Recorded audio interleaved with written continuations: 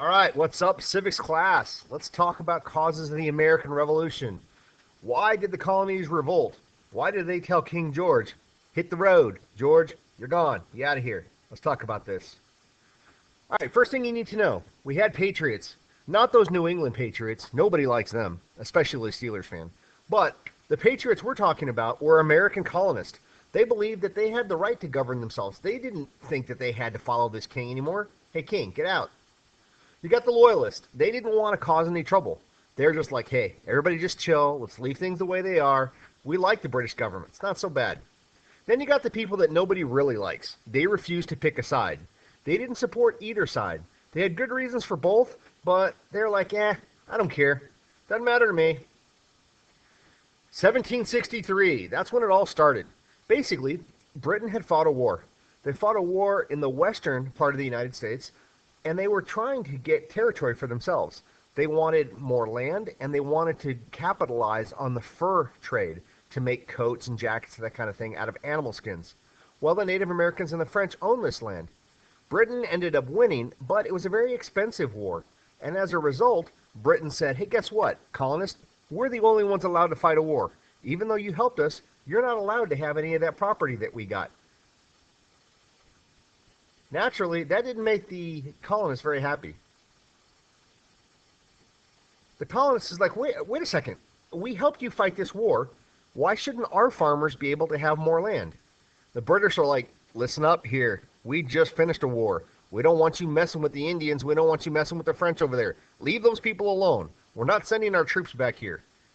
Well, they didn't send their troops back there. The troops just stayed. Colonists, being good colonists, they kind of said, listen, George, you're all the way on the other side of the ocean. We're here. We're going to do what we want. Stop us if you can.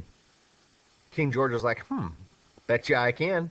So they sent an extra 7,500 men to keep peace. All right, Stamp Act. Stamp, stamp, stamp. All right, war debt. French and Indian War was very expensive. So Britain decided that they were going to put a tax on the colonists. Every single piece of paper the colonists used had to have a British stamp on it. And those stamps were expensive. If you wanted to get married, if you wanted to, throw out a little Uno game or Phase 10, you had to buy your cards or your paper with a British stamp on it. You couldn't even die without paying taxes, because if you wrote a will, which is what you want to happen to your stuff, you had to have a British stamp on that. Colonists were not happy. Tax collectors got rich. King got rich. The colonists got mad. Their big idea, the Patriots, was that you can't tax us without giving us a vote. No taxation without representation. That was their battle cry. Parliament did not have a right to put a tax on the colonists unless colonists actually got to vote.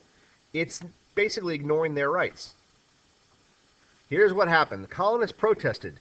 They started sending petitions and appeals to Parliament. And Parliament said, we don't care. That's when the Sons of Liberty started. They took things into their own hands. They got a little violent. They were what we would call a protest group. We may even call them a terrorist group. What they did was they started protesting, and things turned violent. They started attacking the tax collectors. That's the whole tar and feathering them, turning them into chicken nuggets, lighting them on fire. Britain backed down first. They repealed or did away with the Stamp Act. Good morning. There is a SAC meeting in room 421. All right, we're back. Sorry about that interruption. The Stamp Act was repealed, but Britain wasn't done yet. They passed the Quartering Act, which means that British soldiers were allowed to live in the homes of the colonists. Colonists had to give them food and shelter. Didn't go over well with the colonists. Not happy. They also passed what's called the Townshend Acts. Parliament figured if one tax is good, two taxes are better. They started putting taxes on everything that the colonists used. Glass, paper, ink, tea. If they used it, ate it, drank it, wrote on it, you name it, Britain collected a tax on it. As you can probably tell, Britain believed they had the right to get money from the colonists, and colonists are, again, no taxation without representation. Sons of Liberty, they organized what's called a boycott, which is where they refused to buy the British products. The Daughters of Liberty really chipped in. They basically started making clothes so that people didn't have to buy from the British people. Boston Massacre. Things went from bad to worse. Mob violence starts. You had the Patriots on one side, and they're throwing snowballs full of rocks at British soldiers and swinging things like rakes and garden tools at them. And the British open fire. British open fire. 5 people die. Notice how the painting is shown. It looks like the British were the only ones doing anything wrong. Some people actually make the argument that the British soldiers were just defending themselves. The Tea Act. All right, after the Townshend Acts were done away with, the British tried one more trick. They basically said that only people who dealt with the British government could send tea into America. The Patriots are like, nah, you can't tell us who we have to buy from. We'll just stop buying everything from you altogether. That's what led to the Boston Tea Party. The Sons of Liberty, again, who were kind of shady, dressed up as Native Americans, probably because if things went south, they would blame the Native Americans, who the British didn't like anyway. Sons of Liberty got on board a ship, and they dumped 90,000 pounds of tea into the Boston harbor. Well, you can imagine how the Brits reacted to that. They were mad because they lost a lot of money.